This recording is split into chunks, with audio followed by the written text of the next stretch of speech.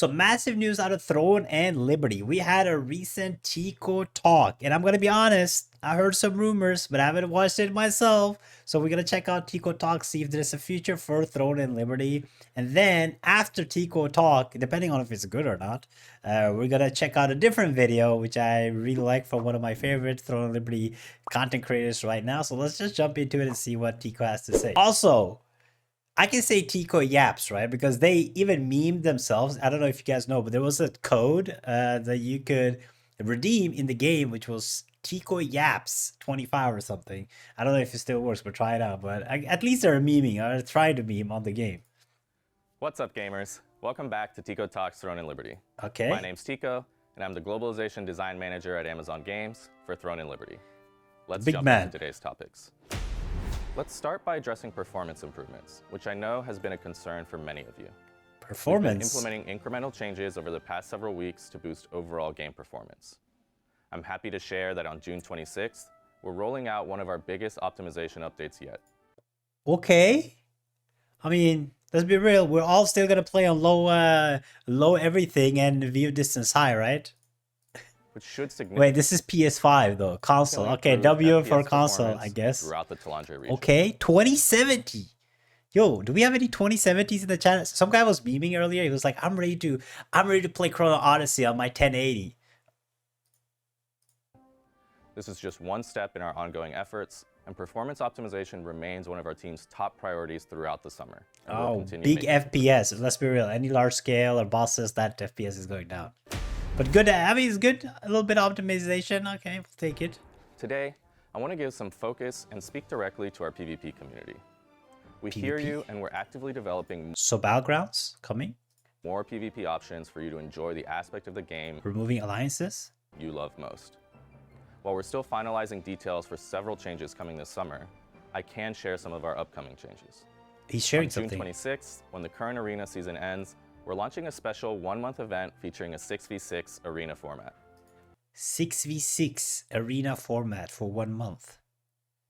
I mean, good for arena players. I mean, I'm not much of an arena player in Throne Liberty, but I guess it'll be a kind of fun event, at least 6v6. This new arena format will support solo queue and full player 6-team queuing in both normal and ranked modes. We believe this will provide fun, on-demand PvP content for full parties.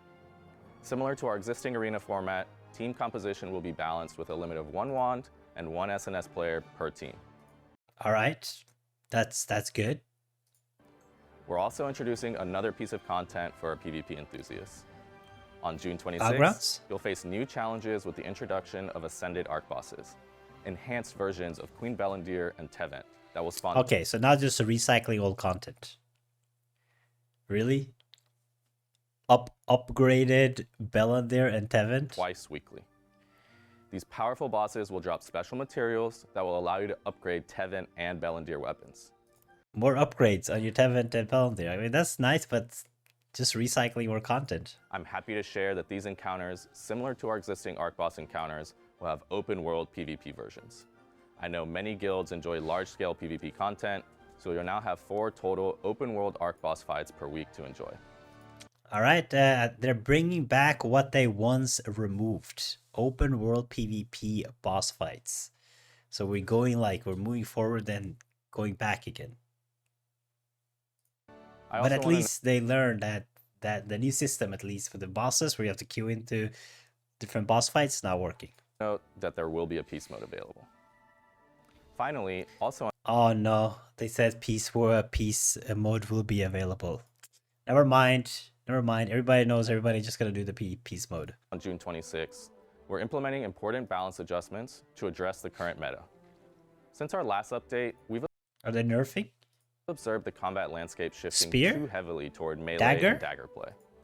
So to create a more diverse competitive environment, we're buffing longbow's PvP damage output while bow players making a comeback. applying some targeted reductions to a couple high-performing dagger and spear skills.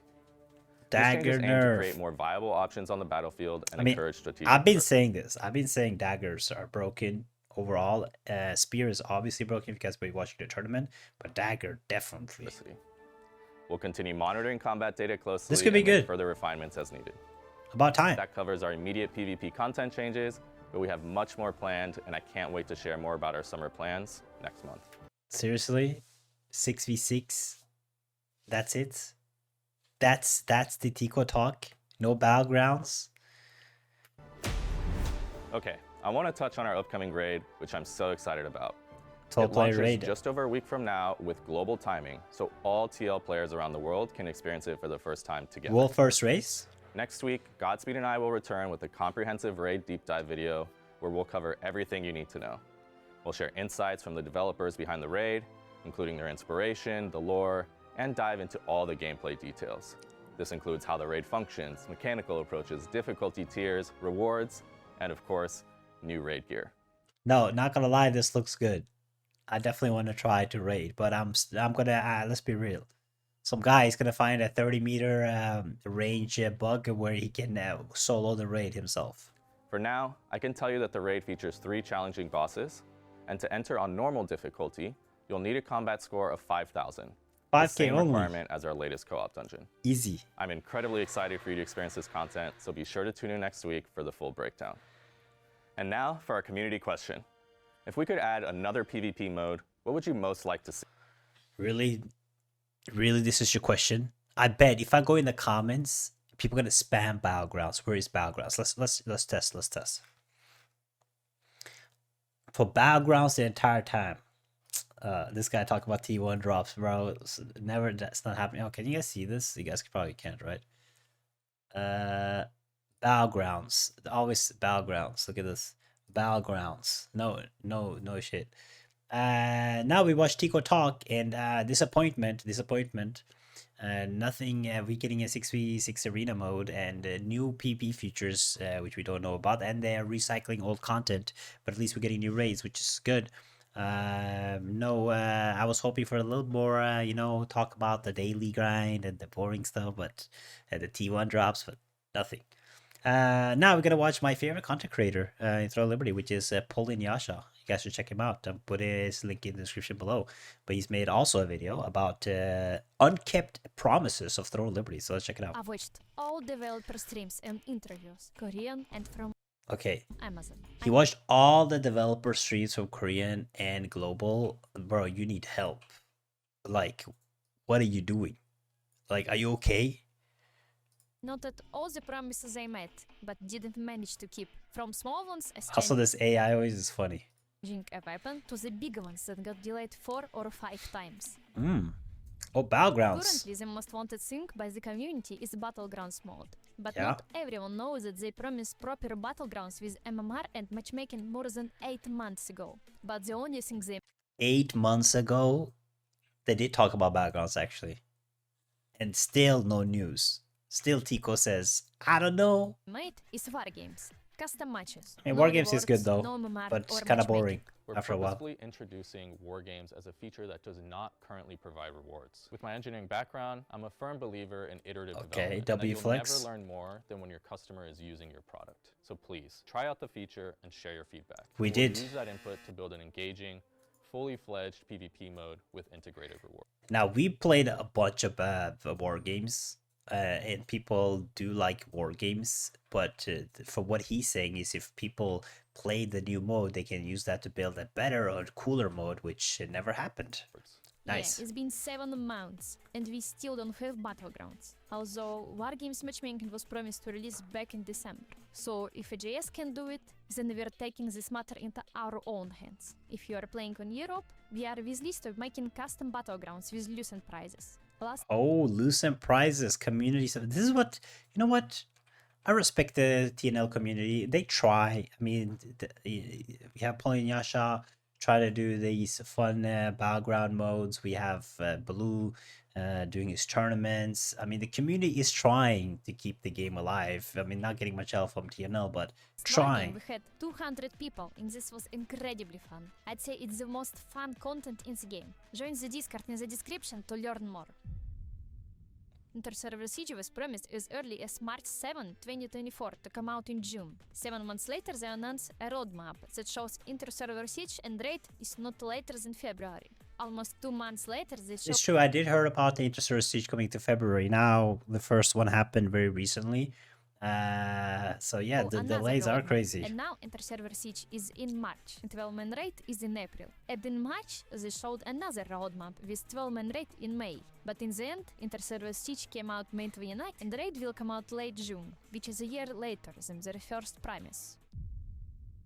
New Guardian's leveling system was promised to come out in December, then in April, and then just delayed. That's Some of the New Guardian's insane. icons are in the files of the game for a very long time.